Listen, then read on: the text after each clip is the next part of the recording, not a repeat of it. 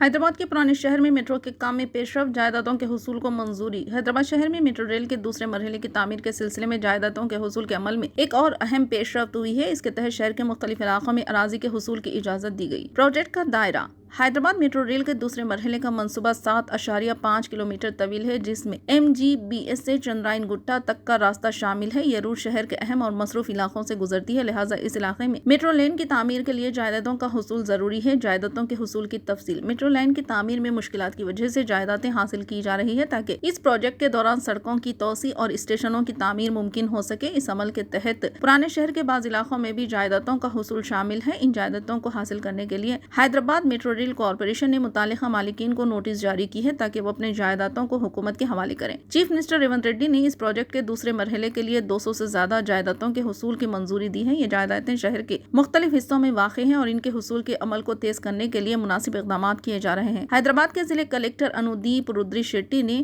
16 نومبر 2024 کو اس جائیدادوں کے حصول کی منظوری دی اور یہ بھی بتایا کہ میٹرو ریل کے اس دوسرے مرحلے کا تعمیراتی کام جنوری 2025 میں شروع ہو جائے گا۔